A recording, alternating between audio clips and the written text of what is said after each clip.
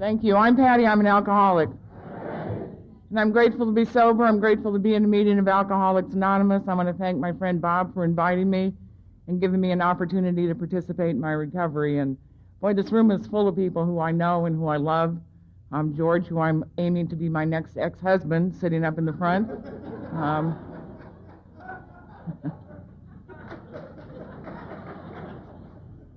He told me every time I mentioned his name, he'd pay me $5. So if somebody would keep track of how much he owes me, last time he didn't pay up. Chuck and Joanne, who were in the first meetings of Alcoholics Anonymous that I attended, and there's just so many people here that I couldn't name you all, but I'm grateful. I'm grateful to be standing here tonight sober. I want to thank the two 10-minute speakers. I identified with Michelle. I also grew up in an alcoholic house. The occupants were a little dysfunctional, but the house was really normal. I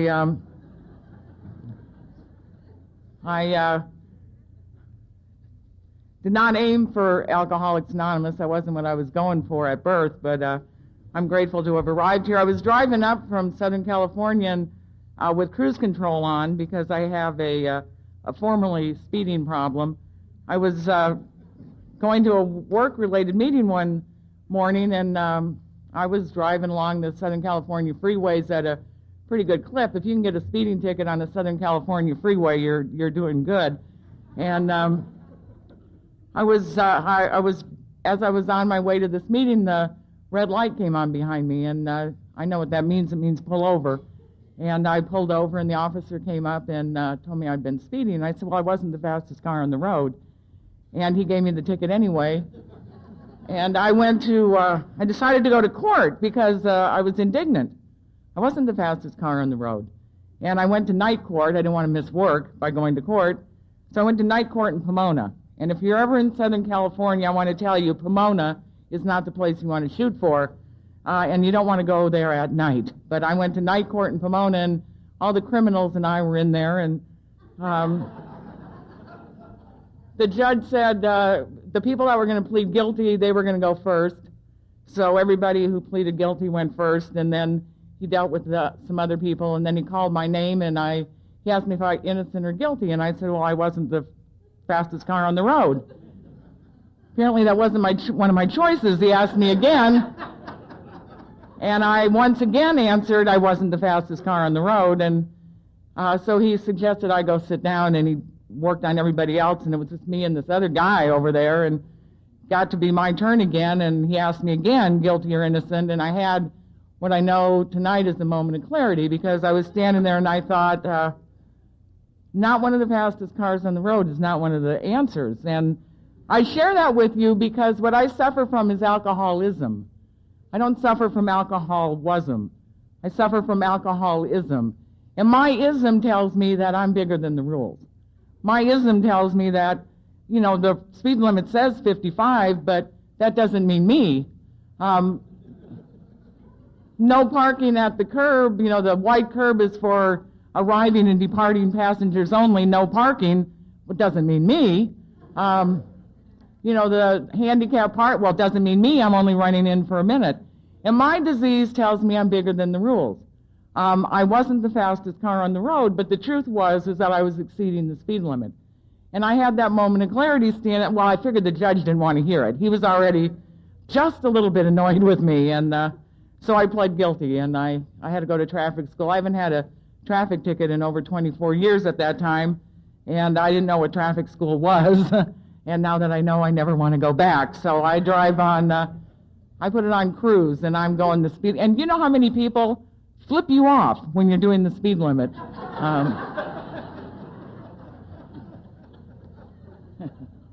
It's a lot. I don't know how many miles it was from home to here, but I counted 13 people flipping me off as I was. And because of my recovery in Alcoholics Anonymous, I didn't have to flip them off. I didn't have to speed up, get in front of them, and slam on my brakes. So if you're new, the program of Alcoholics Anonymous works, and it works good. I, unlike Frank or Roger, I can't remember because I thought you were Dick Martin,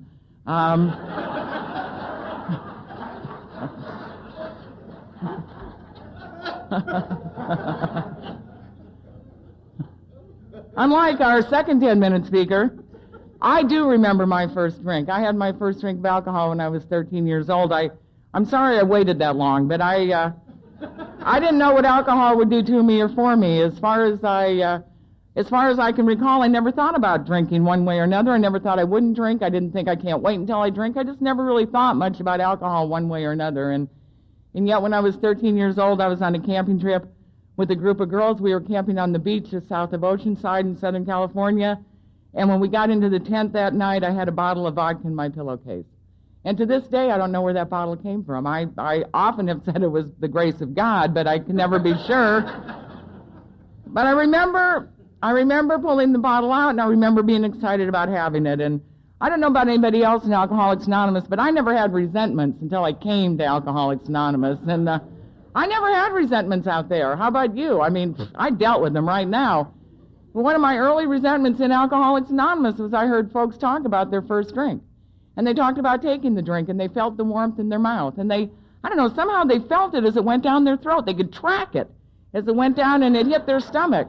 And it hit their stomach, it exploded, went to their fingernails, their toenails, their pimples fell off, they grew a few inches, they dropped about 20 pounds, became Prince Charles, Lady Di. I mean, wonderful things happened to them. And that wasn't the case for me. I remember being in the tent that night.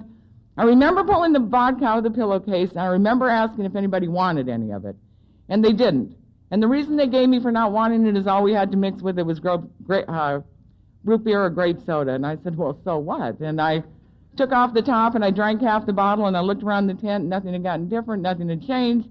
So I drank the second half of the bottle. And that was to be the end of my social drinking. Never again after that day did I ever offer anybody a drink out of my bottle.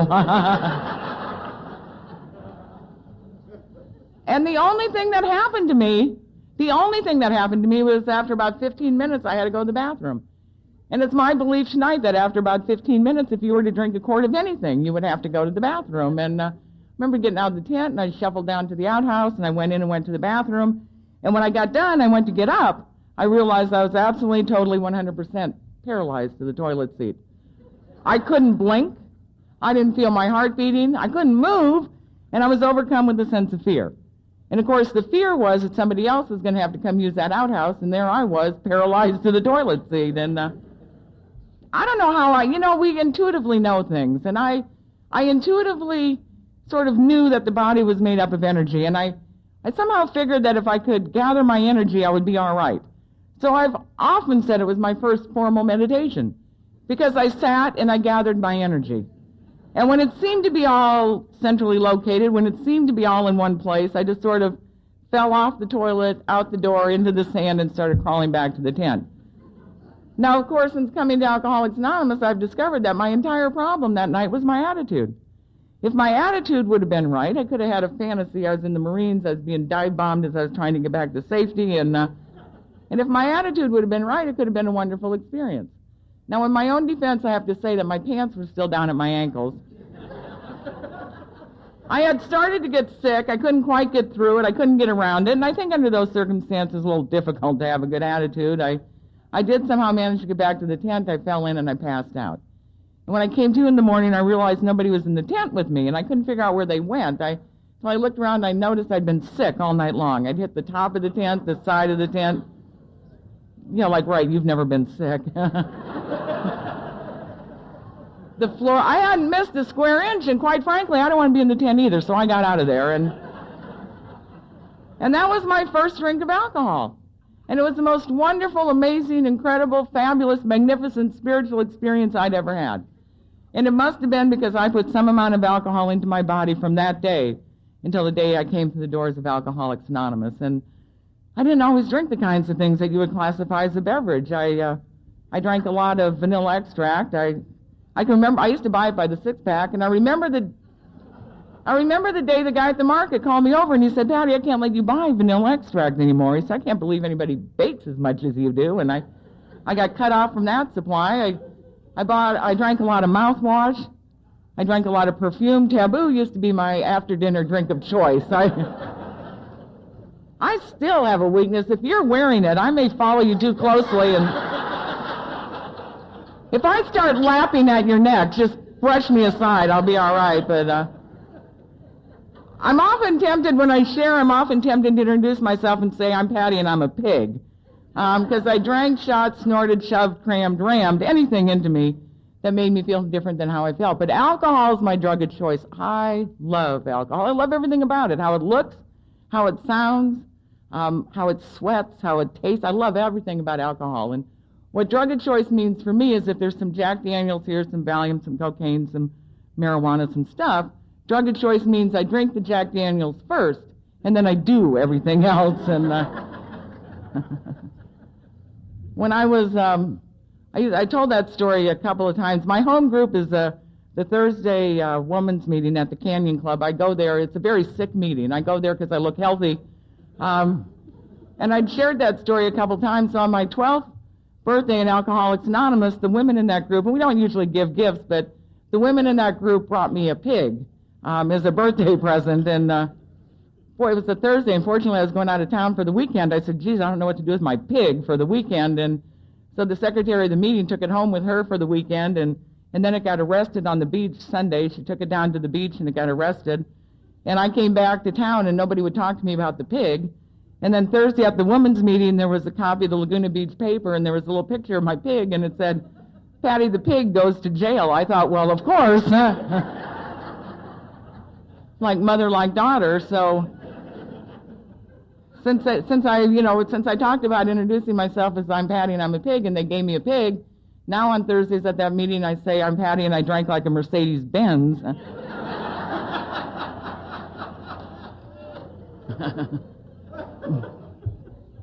Hasn't worked as well yet, but I arrived in Alcoholics Anonymous. You've all seen the jacket, thank you. No alcohol is one thing, no alcohol and no estrogen is quite another.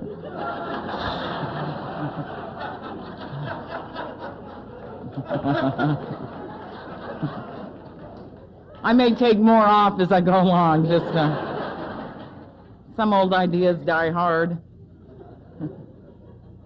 I arrived in Alcoholics Anonymous as a result of my 12th drunk driving assault charge. I don't think I have an alcohol problem, I think I have a driving problem.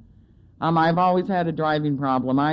I told you I know what to do when the light comes on behind me, and when I drank I knew what to do. There are people in AA who think when that light comes on it means put the pedal to the metal and go like a bat out of hell, but I have always known it means pull over, and I'm driving and I pull over and the officer comes up to the window, and the first thing I do when the officer walks up is I slam my car door open. Now my intent is to knock him in the private parts. That's what I'm going for. But men are really kind of fussy about their private parts. So as the door's flying open, he jumps back to get out of the way. And when he jumps back to get out of the way, it's really a good thing for me because he backs up enough that I can get him in focus. And I'm thinking, one of him, one of me. One of him, one of me, I think I can take him. One of him, one of me, I think I'll try, and I would go for him. Now, it'd be a really good fight for a couple of minutes, but I would never think about the fact that he had a friend back at the car. And the friend had a radio, and the friend would call some more friends, and pretty soon be 4 or 5 of them. One of me, well, even I know that's not fair, and I say, Uncle. And they cuff me and they take me away. But the next time the light comes on and behind me, I know, I pull over. The officer walks up, I slam the door open, try and knock him in his private parts. He jumps back so I can get him in focus, and I'm thinking, one of him, one of me. One of him, one of me, I think I can take him. One of him, one of me, I think I'll try, and I would go for him. Wouldn't remember the friend, the radio, and the friend's friends. Pretty soon, be 5 or 6 of them, one of me. It's not a fair fight anymore. I say, Uncle. And I don't do that once or twice. I do that 3, 4, 5, 6, 7, 8, 9, 10, 11, 12 times. Never remember the friend, the radio, and the friend's friends. And that's the insanity of my disease. The insanity of my disease is I do the same thing over and over and over, and I think the results are going to be different. This time I'm going to take him. This time it's a fair fight. Never remember the friend and the radio. Now, when you get out of the car like that, they charge you with drunk driving assault. Another resentment I got in Alcoholics Anonymous, I found out here you can get arrested for a single charge of drunk driving. I always got arrested for drunk driving assault. They don't even care that they won the fight. Drunk driving assault, drunk driving assault. And after a few times, you get a reputation as a violent drunk. They don't care that they won, violent drunk. I had an opportunity to go to college. I graduated from college with a 3.8 grade point average. I stayed went to San Diego State. I stayed and took classes for a master's degree. I'm the kind of person, if I'm doing something well, I want to keep doing it. I seem to do college well. Chronic, hopeless, helpless alcoholic, only I don't know it. I'm drinking on a daily basis, and I'm a blackout drinker. I love blackouts. I don't understand people who get nervous by blackouts. Have you ever had anybody come to your meeting and they're like in a panic and they're sweating and they're shaking, and they're just like terrified, and they share about, last night I was at this bar and I was drinking and it was 9:20 at night, and next thing I knew it was 9:27. I don't know where that 7 minutes went, and oh my God, I knew I had to come to Alcoholics Anonymous. I love blackouts. I don't understand that. I love blackouts. I have a degree in journalism. I went into the profession my choice, and as a newspaper person, I know today it was because God gave me a gift, but I often won awards, and because I was in the business, we often gave awards, and it was not unusual for me to be behind a podium like this in a room full of people, come out of a blackout holding an award, not knowing if I was giving it or receiving it. And so I would say thank you, and I would go sit down, and then somebody would elbow me and tell me I was presenting it to the Kiwanis Club, and I'd have to, hop up and start over again. And that didn't faze me. I love blackouts. There was something to me nothing more exciting than leaving work on September 12th, going back to work on September 20th, and discovering you'd been there the entire time in between. I wish I could have a blackout sober. It makes time between paychecks go so much quicker, but... and the other thing about my profession, you see, if you're a journalist, you need to drink. Because you have to be a bar drinker if you're a journalist. Because you get your leads in a bar. Big stories break in the bars. So whether you want to or not, if you're in that profession, you need to go to the bar after work. You could work 8, 12, 14 hours, really work hard. You still had to go to the bar after work because that's where the leads were. That's where the news happened. And in all sincerity, I need to tell you that I often did get some great leads in bars. Now, the problem was I would write the notes on those stupid little napkins, and then the glass would sweat and the ink would run all over, and I'd look at it the next day and I'd think, what does this say? Oh, my God, I'm going to have to go back there again tonight. I hope that guy's there again tonight. And I did break a really, really big story one time. One of the members of a local school board married a number of children, was having an affair, and I broke the story about his affair. Now, never once during that time did it ever occur to me I was the woman he was having the affair with.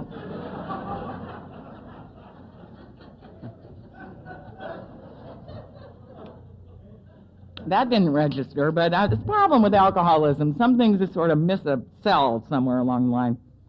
One night I had been working hard. I'd been really working hard, and I'd been to the bar, and it had been a bad night at the bar. I hadn't gotten any leads or anything, I guess, and I left the bar, and I was headed home, and I was thinking. Now, I think all the time. I thought as much drunk as I do sober. I think all the time. I'm talking to you. I'm thinking about something else. Then I start thinking about the fact that I'm thinking. Then I start thinking I shouldn't be thinking what I'm thinking while I'm thinking what I'm thinking. Then I shouldn't be thinking. Then I try not to think about what I'm thinking while I'm thinking. And I'll tell you what, I'm grateful I have a loudspeaker on my head. So everything I thought came barreling out. That would be truly humiliating. But I think all the time, and I thought a lot as a drinker. And I'm driving home this one night thinking.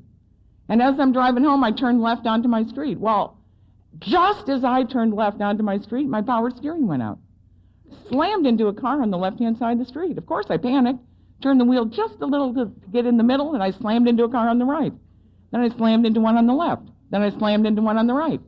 Finally pulled into my driveway. I was so relieved that I had gotten home safely.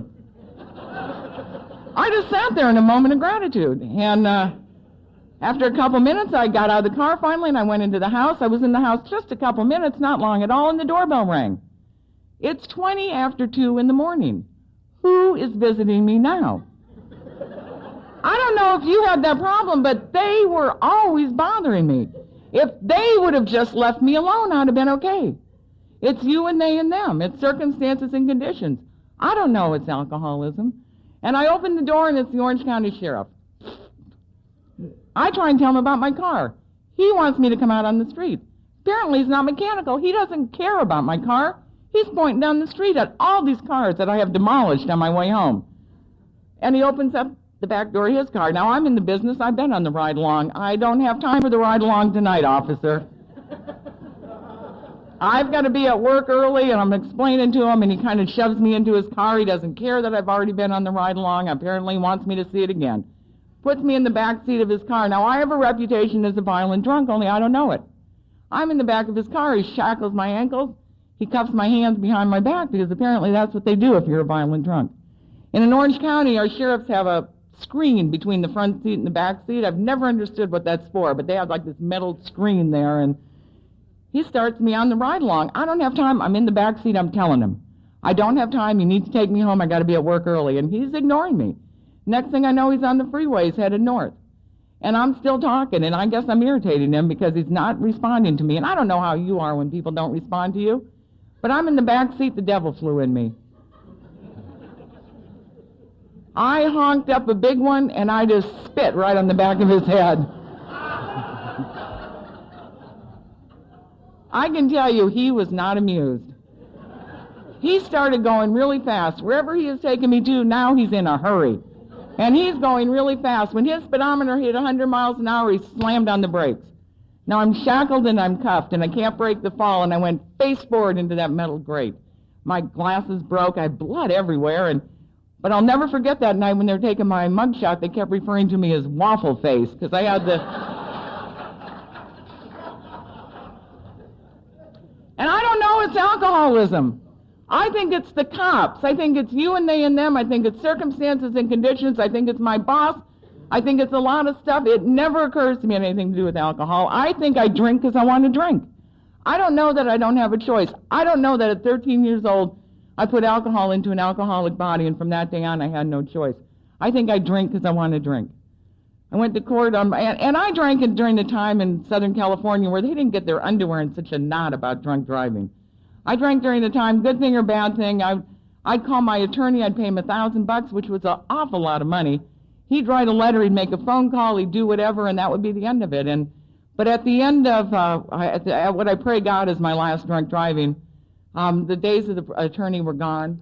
Southern California was getting really irritable about speeding a 2-ton piece of metal down the freeway at 80 miles an hour, blowing a 3.8 on the alcohol, or 0.38 on the alcohol thing. They were getting really a little perturbed by it all, and I got pulled over one more time. I fought with the cop one more time. I stood up, and he was giving me the field sobriety test, and I was doing really, really well. But I'm the kind of person, I'm very anal, and I'm very proud of it. I get released from jail, I always get the arrest report. If anybody here is in their last 30 days, you might want to try this. Always get the arrest report and read it, because they'd write right in there where you made your mistake, so that you can practice that part, so that next time you'll get that part right. And you see, I always knew there'd be a next time. I always knew there'd be a next time. So I had practiced field sobriety tests a lot. I am really, really good at field sobriety tests.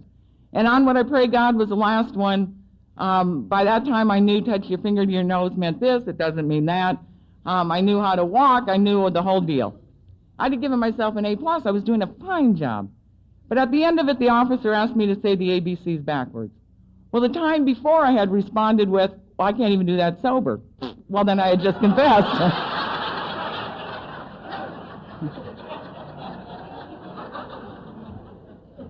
So this time when he asked me to say the ABCs backwards, I said, okay, and I turned around. And I said, ABC. See, you think it's funny. He wasn't even a little amused. I was turned around, he cuffed me, and he took me to Orange County Jail, and he put me in a cell with criminals, and I knew I didn't belong there.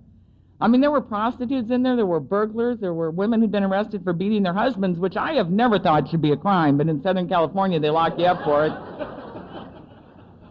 And I knew I didn't belong there, so I tried to organize a prison break. And I explained the plan very carefully to the prisoners. We're going to get our coffee cups, we're going to beat them on the bars, when the marshal comes to see what's going on, I'm going to throw my arm around the bars, get her around the neck, get her keys, and we're getting out of here. And I heard something I was to hear in Alcoholics Anonymous.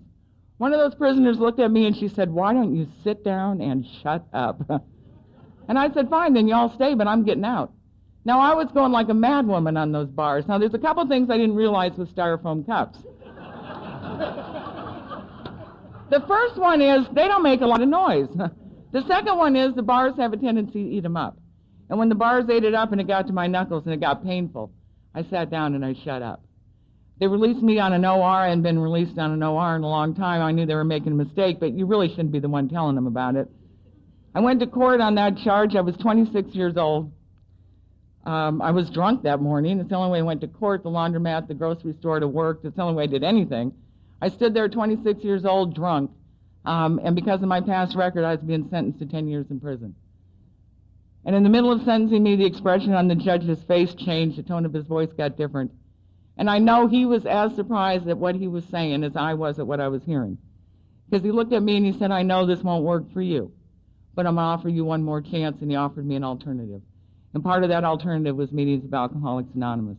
Now, I wish I could tell you I left the courtroom, I came here, I looked at the 12 steps, I worked them all in the first week and skyrocketed to recovery. And if Joanne and Chuck weren't here, I probably would tell you that, but...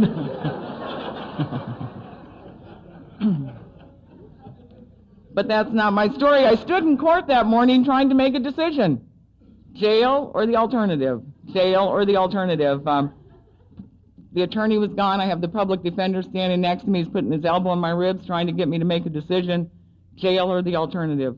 I've been to jail. I know how to do jail. There's more alcohol and other drugs inside the institution than there are some days on the street. If you know what to do, who to do it to, and you're willing to go to any lengths, and I always was. But standing there that morning, I had what I know tonight is a moment of clarity, because as drunk as I was, I knew as clearly as I have ever known anything that if I went to jail one more time, I would either be institutionalized or would become institutionalized for life. And so I took the alternative, and I drank for 3 more months. In retrospect, I can tell you that I drank with a sense of urgency and a desperation that I had never known. I didn't drink a greater quantity. Physically, it would have been impossible to drink a greater quantity of alcohol.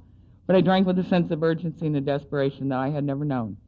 And on October 4th, 1975, the day before I was to go back to court to tell the judge what it was I was doing with the alternative he gave me, on that day I came to my first meeting of Alcoholics Anonymous. And it was a Sunday night. It was a speaker meeting. As far as I know, I had never heard the words Alcoholics Anonymous. I didn't know what you people were going to do to me or for me. I thought it was something like the PTA or Parents Without Partners, and, well, a lot of days it is, but...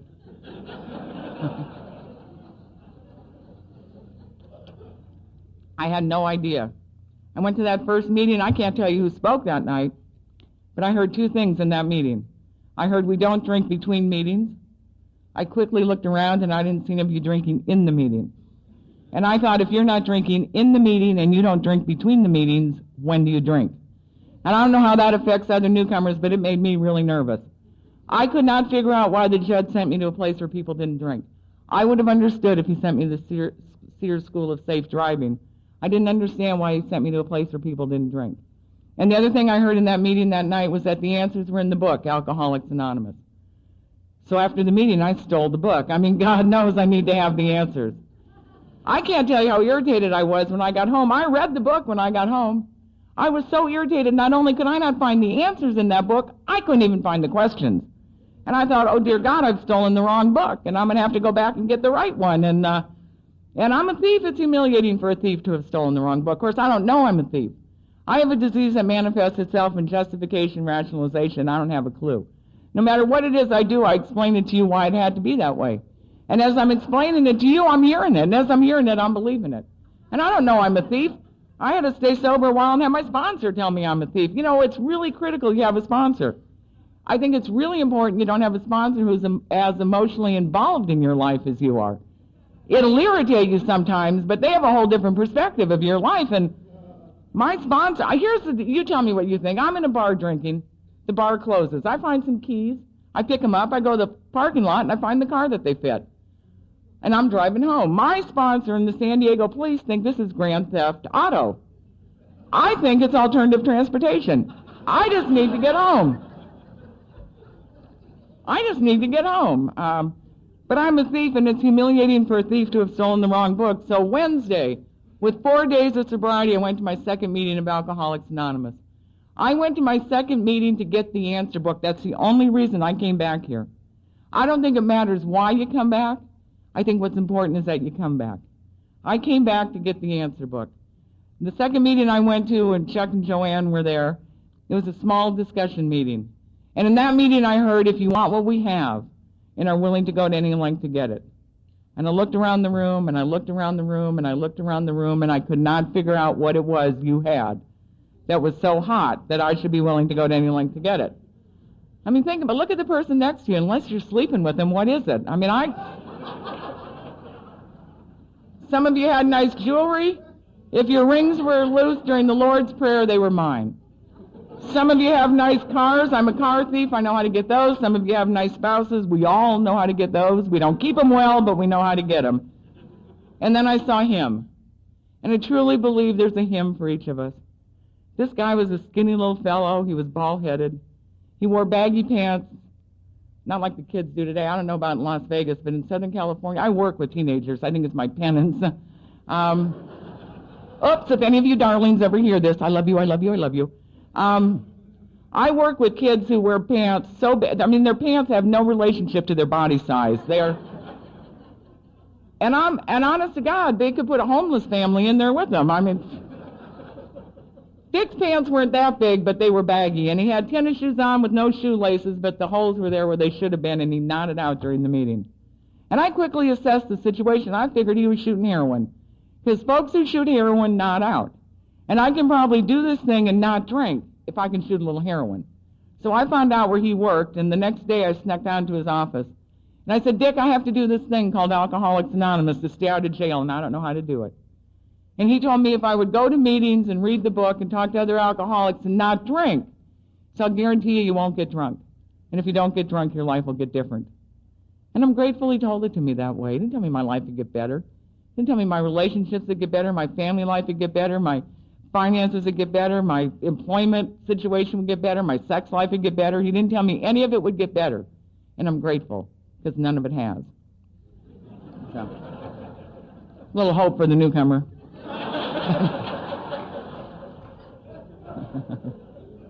But it's all gotten different. And as I stand here tonight, I can tell you from the top of my head to the tip of my toes, I have never had it so good. You see, I don't know good from bad for me. I'm going through something I think is good for me, it generally turns out to be bad for me. And I'm going through something I think is bad for me, and it generally turns out to be good for me. I don't know good from bad for me. I've gone through times in my sobriety where my entire life has fallen apart. I've gone through times sober where it had seemed to me that God brought me this far and then took off to tend to one of you. And mine was all falling to pieces. And because I'm so dramatic, I like to refer to it as the dark night of the soul. When I'm in it. When you're in it, it'll pass. But when I'm in it...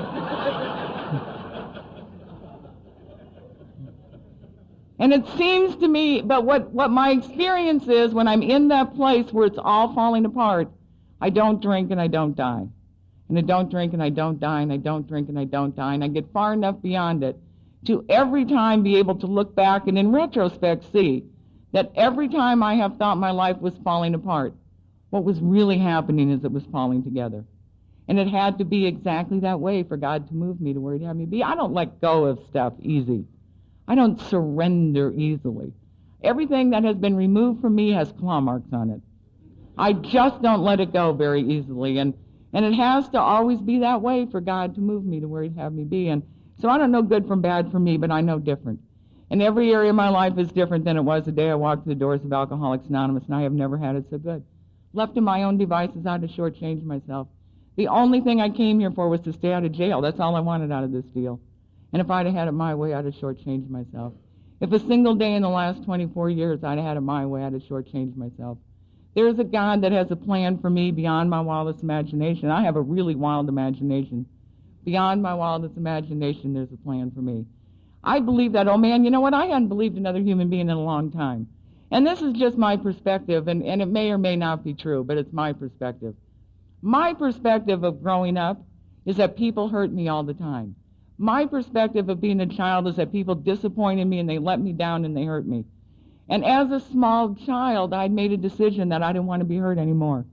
And as a small child, I began to build a brick wall to keep you out. And that brick wall kept you out. What I never knew about that wall is it made me a prisoner inside. I lived behind that wall in isolation and loneliness. And alcohol didn't allow me to come out and play. What alcohol did was it made it okay for me to be back there. And because of that wall, I hadn't trusted anybody in a long time. But by the grace of God, I trusted that old man that night. I was later to find out that he'd been sober longer than I'd been alive. And the reason that he nodded out in meetings is he had something inside that I didn't have a clue as to what it was. He had a serenity and a peace inside. He was right with us, he was right with himself, and he was right with God, and I didn't have a clue as to what that was about. But I believed him, and I had the book, so every night I'd open it to chapter 3, and I'd read the line that says, most of us are unwilling to admit we're real alcoholics. I'd say amen and close the book, and that was reading the book. My court program said I had to go to 2 meetings a week. I was willing to go to any lengths to stay out of jail, even though I thought it was really, really obsessive. I mean, you already told me I don't drink between meetings, and the answers were in the book. I couldn't figure out what there was left for you to tell me. But I was willing to go to any lengths to stay out of jail, so I went to the 2 meetings a week my court program said I had to go to. And I'd go down to Laguna Beach to the Canyon Club where they have AA meetings, not for a meeting, but I'd go have a cup of coffee. On the way out, I'd say hi, Jim, to the manager. He'd say hi, Patti, and that was talking to another alcoholic. And the only thing I did right is I didn't drink. And I didn't drink, and I didn't drink, and I didn't drink. And I was not a kind, loving newcomer. I was trying my hardest to get thrown out of Alcoholics Anonymous. Now, it never occurred to me you could just leave. I thought you had to get thrown out. And I was trying to get thrown out of Alcoholics Anonymous, but you wouldn't throw me out no matter what I did. You would just smile, and usually some little blue-haired lady, smile and say, keep coming back. And I'd flip her off and wave my court card in her face and tell her I didn't have a choice, and then I'd do something else, and you'd tell me to come back, and you told me to come back, and you told me to come back. One night I heard the traditions read. Now, I know tonight they read them at every meeting. I never heard them. I think that's when we chat with our neighbor or something. I never heard them read, but this one night I heard them. The third tradition, the only requirement for membership is a desire to stop drinking. I leapt out of my chair. I was so excited. I said, that's it. I don't have a desire to stop drinking. I want to drink more than I want to breathe. I can't stay in Alcoholics Anonymous, and I was on my way out the door. And an old-timer grabbed me, and thank God for the old-timers. The guy grabbed a hold of me, and he said, Patti, he said, there's a judge in South Orange County Court. He has a desire for you to stop drinking. And in your case, we're going to let that be enough.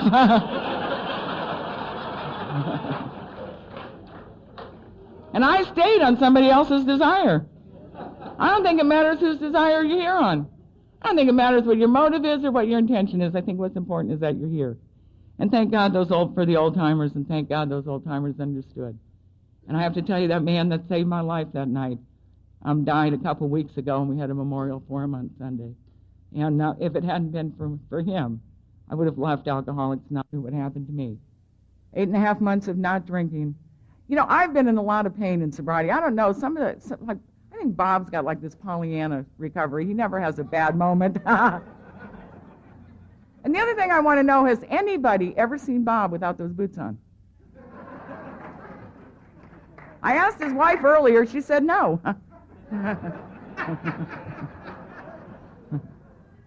I've had life is sometimes painful. Things happen in life. What I'm grateful for when I'm having a good day, what I'm grateful for is that as a sober member of Alcoholics Anonymous, I get to participate. I get to show up for it all, good days and not so good days, joyous days and painful days, wonderful moments and sad moments. I get to show up for it all. And sometimes life is just painful. Sometimes it's hard, sometimes it hurts. But I get to show up for it all. And I've been in pain in the last 24 years, but I need to tell you, I have never been in the kind of pain that I was in at 8.5 months sober. The pain of not drinking and not recovering is the greatest pain I have ever been in. And 8.5 months away from my last drink, that pain drove me to my knees. And on my knees, I took the first step of recovery in Alcoholics Anonymous. I admitted I was powerless over alcohol. Whenever I drink alcohol, I'm damned to continue to drink.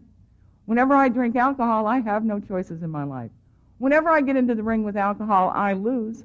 Whether I'm fighting it because I'm drinking it, or I'm fighting it because you're drinking it. Whenever I get into the ring with alcohol, I lose, and my life had become unmanageable. Alcohol had become my mother, my father, my God, my friend, my lover, my companion, my support.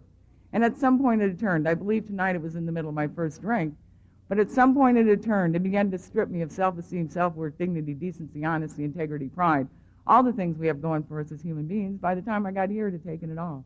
And alcohol controlled every area of my life. My life had become unmanageable because I had no choices. When I drink alcohol, I'm damned to live the same way over and over and over. And my life had become unmanageable, and I was powerless over alcohol. And for me, it took 8.5 months of not drinking to get far enough away from my last drink to see the evidence of my alcoholism. You all saw it when I came in.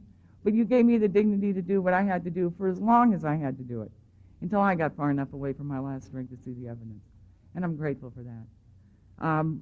The steps for me are there is no way to get from where I was on October 4th, 1975 to where I am tonight, except for the power and the magic of the 12 steps of recovery. And this is just my experience with the steps. So if you have a different experience, talk to your sponsor after the meeting. Don't argue with me. I had somebody one night tell me I did not have my experience. It threw me into a tailspin for about a week, but I'm a loner by nature. Alcoholics Anonymous doesn't change your nature. What Alcoholics Anonymous has done for me is it gives me the courage and strength to do the things I need to do in spite of my nature. But I'm a loner by nature. I love to be by myself. My favorite place to be is on my couch alone. Every once in a while I hear us say, you know, if an alcoholic alone is in bad company, I entertain myself beyond. I have no social skills. Well, I do. I have one, but I used it at about 4 this afternoon, so I'm fresh out for the day. The most difficult thing for me to do is to be here with you. It's just very hard for me. But you give me the courage and strength that I need in order to do the things I need to do in spite of my nature. You know you're a loner if you don't like AA potlucks. That's generally the indicator. But and I don't have a problem with God. I really don't have a problem. I have one problem with God. My only problem with God is I believe we are all God's children, and I have always wanted to be an only child. That's my only problem with God. But for me, the power greater than myself in step 2, for me, was not God. Because you see, as a loner, if I had come to believe that God was going to restore me to sanity, I'd have sat on my couch. God would have flown in, sprinkled me with sanity, taken off to wherever it is God hangs out. And that would have been the end of it. I would have never had to do another thing. I would be sitting on my couch tonight watching ER reruns. And somebody else would be here. So for me, the power greater than myself was the action, the steps 3, 4, 5, 6, 7, 8, 9. I came to believe that through taking the action, the steps, I would be restored to sanity. And for me, sanity is how I think. You see, I've always tried to think my way into right living. That never worked for me. As a result of the steps, I've been able to act my way into right thinking. And the book says it'll happen. In the discussion of step 10, it says, for by this time, sanity will have been restored. Through taking the action, the steps, I have been able to act my way into right thinking. I have never been able to think my way into right living. Sometimes my solution, I think of solutions to problems all the time. Sometimes the solutions are worse than the problem. What I know today is to run it by you. What I know today is to call my sponsor. I've worked in the same field for 19 years, and I'm really, really good at what I do for a living. And I can share that with you because I know I don't do it. I show up and God works through me. I get the paycheck, and I'm grateful for that, but God does the work. I just show up. And I'm really, really good at what I do. But, you know, sometimes I'm driving to work and I have this thought, oh, my God, today's the day they're going to fire you. Today's the day they're going to find out you can't do this job. Today's the day they're going to call you in and say, you know what, we didn't mean to hire you. We meant to hire that other patio.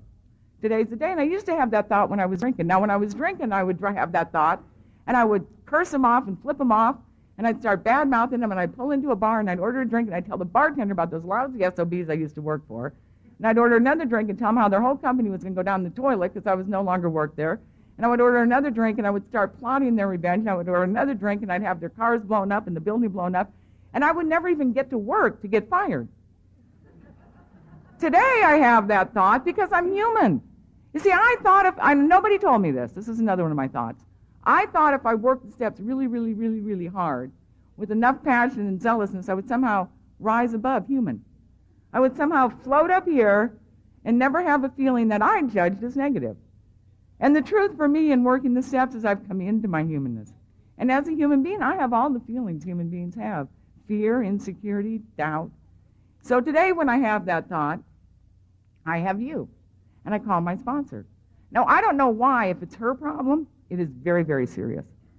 If it's my problem, she laughs at me.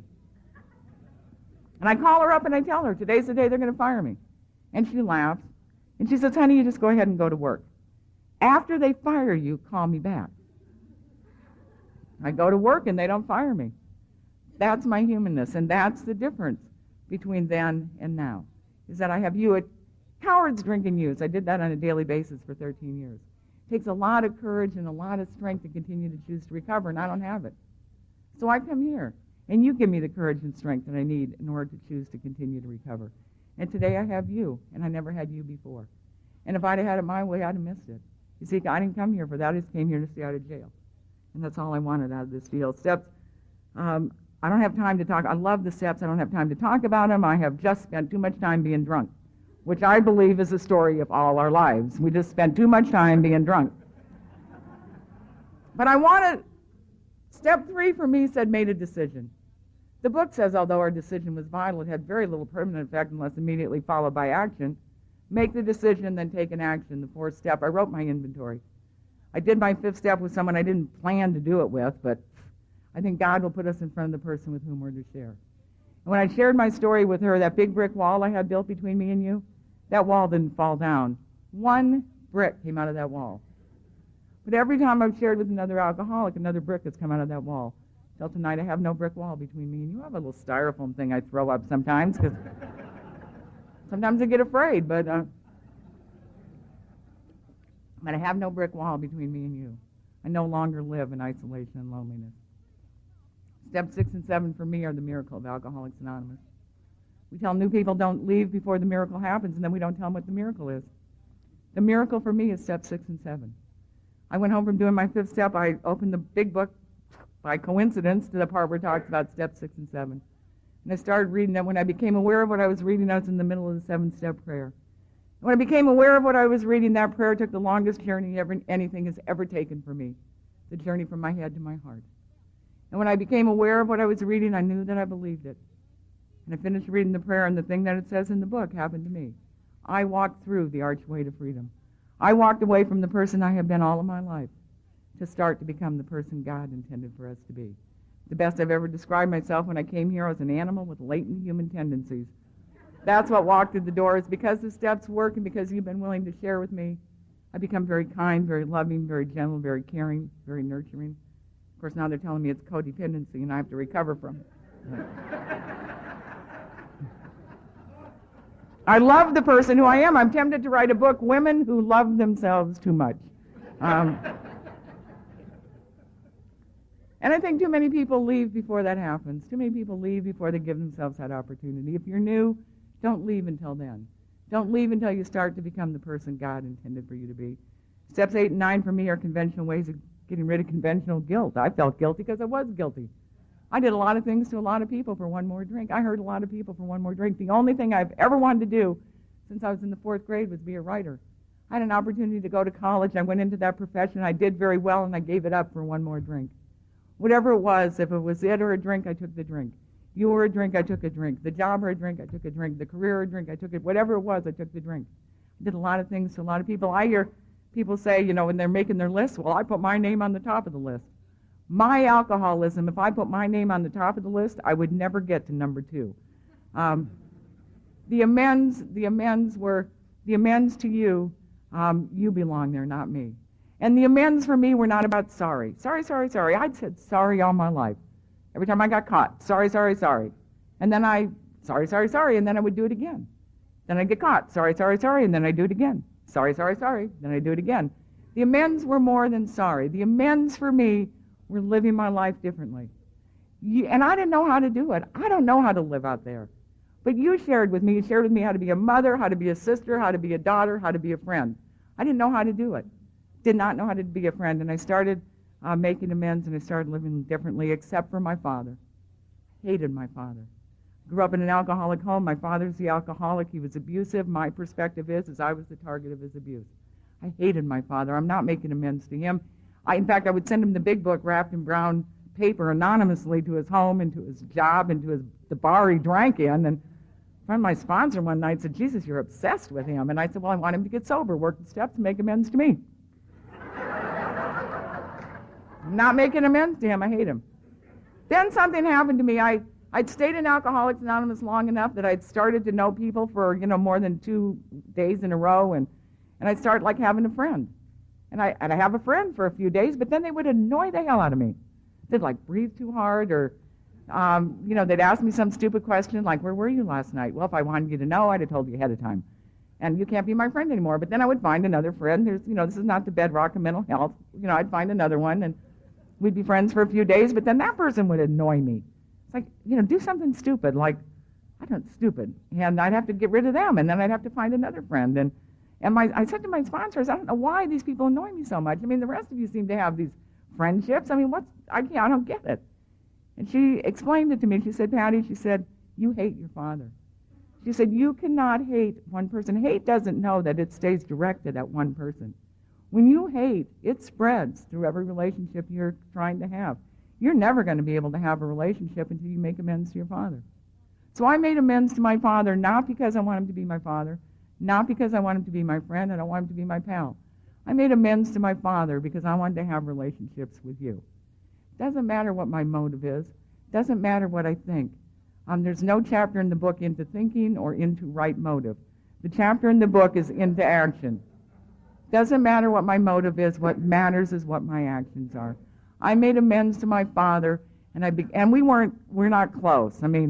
But I sent him Father's Day cards and Christmas cards and holiday cards, and I would send pictures, and I would be the kind of daughter that you shared with me how to be.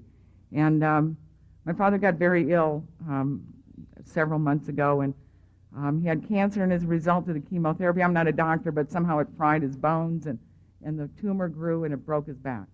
In the last 3 weeks of my father's life, he was in a hospital bed in a convalescent home, and because you taught me how to be a daughter, and because you told me how to make amends, and you told me it was about not saying sorry, but living my life differently, I went and saw my father every week that he was in that hospital, and then I was going to go on a Monday, and my brothers and sisters all flew in on Friday, and they said, the nurses say he's not going to live till Monday. And because I was busy in Alcoholics Anonymous, I couldn't go until Monday. And I said, if I'm supposed to see him, he'll be there Monday. And they were there all weekend with him, and he wasn't responding, he wasn't talking, he wasn't nothing. He just laid there for the weekend, and they kept saying he wasn't going to live through the weekend. He wasn't going to live through the weekend. And Monday, when I had said I would go see him, I went. And I walked in, and I talked to him. And he wasn't talking back to me, and I wasn't saying anything really deep. I was talking about Nick at Night, which was on TV. But I was talking to him. And then I asked him if I could have some of his morphine. And he laughed. And he hadn't responded all weekend, but he laughed, and I asked him if I could have some of his morphine. And my father never got it that I was a sober member of Alcoholics Anonymous. My father thought it was a phase I was going through. He'd been to AA a few times. One day he was drinking a screwdriver, telling me AA didn't work. I told him it worked best if you didn't drink, but he never got it. But he laughed when I asked him if I could have some of his morphine. And I visited with him for about an hour, and on the way out, I gave him a kiss, and I told him I loved him. And I'd never been able to tell my father that before, but I told him that I loved him. And I said, but Dad, you got to stop. I said, the nurses are complaining that every time they come in here, you're patting them on the butt. You got to knock it off. And he laughed. And that was the last time I saw my father. He died the next morning. And I don't know if it was as important to me, but I was able to share that with my brothers and sisters who had sat there all weekend with him, and he wasn't responding. I was able to share with them that my father laughed twice on my last visit with him. And so they don't have you. They don't have you to take their hand and walk them through their grief. And I was able to share that last day with my father, gave them something to hold on to other than the weekend they had spent with him. And I didn't come to Alcoholics Anonymous for that. I just came here to stay out of jail. If I'd have had it my way, I'd have shortchanged myself. The single day in the last 24 years, I'd have had it my way, I'd have shortchanged myself. Steps 10, 11, and 12 for me are the recovery steps. They're the steps that allow me to continue to recover in Alcoholics Anonymous. 10 says the process is powerful, keep using it. Keep writing about it, talking about it, ask God to remove the defect, make amends when necessary, and then turn your attention to somebody you can help. What is it I can do for you? How can I be of service? I have a disease that manifests itself in selfish and self-centered. I cannot think about myself when I'm being of service to you. What is it I can do for you? How can I be of service? And somehow these big problems that I have, these huge problems that I have, when I'm focused on them, nothing happens. When I turn my attention to you, God can scoot in and take care of the problem for me. What is it I can do for you? Step 11, my prayer in the morning is very simply, thy will be done. I'm so naive, I truly believe the rest of the day is God's business. My job is to not drink, show up, and live life to the fullest. My prayer at night is a little scarier. I'm going to offer it to anybody who wants to use it.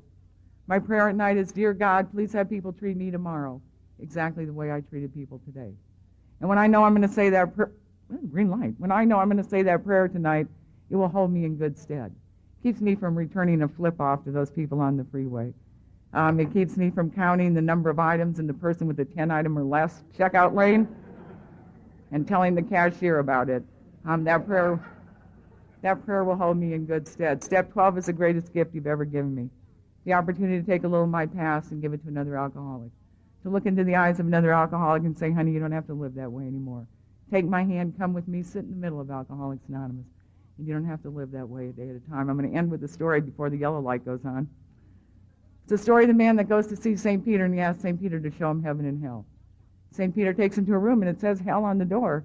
But when they open the door, it's a banquet inside, tables and tables and tables of food, any kind of food you could ever think of, as much food as you could ever imagine. The people in that room are starving, they're hungry, and they're dying. And the reason they're starving is they have those long wooden spoons tied to their hands, and spoons just a little bit too long, and they can't quite get the food to their mouth. And so they're sitting amongst plenty, and they're starving, and that's how I was before I came to Alcoholics Anonymous. I was out there amongst plenty, and I was starving. Then he took them to a room marked heaven, and inside that room was the same thing. A banquet, tables and tables and tables of food, any kind of food you could ever imagine. And the people in that room had those long wooden spoons tied to their hands too, and the spoons were just a little bit too long, and they couldn't quite get the food to their mouth. But the people in that room were full, and they were happy, and they were content. And the difference was is that one man was taking a spoonful of food, and he was feeding the man next to him. And he was taking a spoonful of food and feeding the person across, and she was feeding somebody else. And that's how Alcoholics Anonymous works for me. I don't have my own answers. Every once I have to come here and let you feed me. And every once in a while, if I'm lucky, I get to give a spoonful of this thing called Alcoholics Anonymous to another alcoholic. And you don't have to have a year, 5 years, or 10 years. If you have one day, you have something to give to the man or woman walking through the door. If you have one day, you have something to give to the person sitting next to you. When we stand up to pray tonight, if you have one day, you have courage to give to the person on your right, and you have strength to give to the person on your left. If you have one day, you have something to feed to the man or woman in Alcoholics Anonymous or coming through the door. When I was 4 days sober, an old man told me if I didn't drink, I wouldn't get drunk. And if I didn't get drunk, my life would get different, and he didn't lie to me. And the other thing I know for sure, and I end with it because it's been my experience, and I pray, God, it's your experience. We already heard tonight when chapter 5 was read, it's a line in chapter 5 that says, there is one who has all power. That one is God. May you find him now. Thank you.